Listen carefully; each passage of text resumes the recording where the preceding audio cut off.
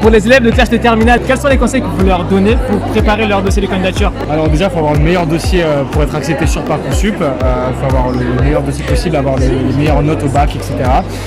Mais ce qu'il faut faire avant, c'est déjà se tester. Parce qu'on ne sait pas encore ce qui va se passer. On peut déjà faire par exemple des stages en terminale pendant des vacances, 2 semaines, etc. pour se renseigner, se tester et en fait voir si c'est vraiment ça qui nous plaît et si ça nous attire. Et en faisant juste un petit stage, ça permet de voir si on est fait pour ça. Et donc je pense que le meilleur conseil qu'on peut donner aux lycéens, c'est de faire ça, faire les journées portes ouvertes, c'est très important, les salons, etc., se renseigner et ne pas hésiter à le faire, surtout pour les personnes qui habitent en banlieue, parce que les personnes qui habitent sur Paris, il y a souvent des gens qui viennent les voir à la sortie des lycées, mais tous les autres n'ont pas cet accès-là et il ne faut pas hésiter à s'ouvrir cet accès. Puis même, c'est des choses qui sont gratuites, la journée, l'éducation, la culture, tout comme ça, il ne faut pas hésiter à les faire vraiment. Pour toutes les personnes qui veulent se lancer dans ce genre d'études, il faut vraiment se donner à fond, il faut vraiment être motivé et se donner à fond, se donner les moyens de réussir et il ne faut pas hésiter à tout donner, il faut être bouillant, donc bon courage à vous et foncez. Tout ce qui est politique, relations internationales, diplomatie, quels sont les conseils que vous pouvez leur donner pour préparer leur candidature? Je sais que moi j'avais fait HGGSP, du coup histoire, géopolitique, sciences politiques, géographie, tout ça. D'accord. Et j'aimais trop cette matière et ce que j'aimais dans cette matière, je le retrouve dans l'école. Du coup ça c'est cool.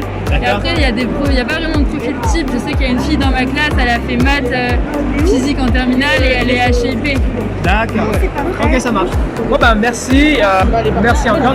Et avant tout, c'est votre motivation pour entrer dans ce métier-là. Donc voilà, c'est de poursuivre ses rêves et de dire il y a une solution alternative après le baccalauréat qui vous permet d'entrer dans ce secteur-là et d'avoir une garantie d'emploi, de débouchés d'exception parce qu'on va vous faire découvrir à travers l'école des événements, voilà, ce genre de choses. Ok, ça marche. Bon, merci madame. Pour un élève de classe de terminale, quel conseil donnerez-vous peut-être pour préparer son dossier de candidature? Nous, ce qu'on encourage vivement les étudiants, c'est de se renseigner un maximum au niveau de l'école. L'objectif, c'est de prendre les étudiants les plus motivés et les plus renseignés, donc ils vont vraiment, en tout cas en entretien de motivation, nous présenter un parcours professionnel envisagé, logique. Il n'y a pas de prérequis, en tout cas en termes de spécialisation choisie en terminale. On va s'être renseigné via des tutos, via des vidéos, faire des projets personnels. Par contre, c'est vraiment avoir la détermination, la motivation. Se former sur quelque chose de très précis, il faut aller dans un parcours qui plaise. Okay. Déjà être conscient de ses difficultés, pour moi c'est déjà un premier point.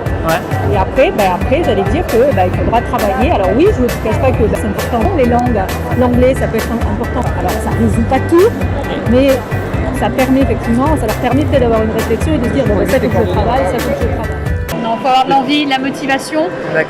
La moitié de nos étudiants aujourd'hui sont rentrés dans le bachelor alors même qu'ils n'avaient aucune compétence. Et pour ces personnes-là, c'est ouvert vraiment à tous. Vous pouvez pour autant être motivé pour avoir un projet entrepreneurial dans le secteur et candidater à Réel Campus. L'avantage des salons, c'est qu'on peut avoir l'avis des élèves sur l'école et savoir comment ils ont vécu leur expérience. Je recommanderais d'aller au salon parce que ça peut vraiment aider. Après, je sais qu'en ces temps-ci, c'est un peu compliqué d'aller au salon. Mais vraiment, je recommanderais, ça permet d'avoir un avis de la part des élèves, ça permet d'avoir plus d'informations. Si on a des questions spécifiques, on peut les poser. Alors que quand on doit juste chercher sur les sites comment ça se passe, c'est moins pratique.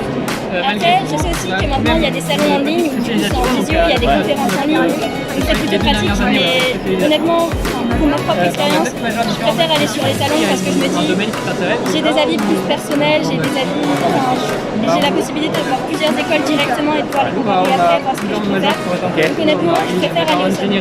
Ok, super. Franchement, merci encore pour vos réponses.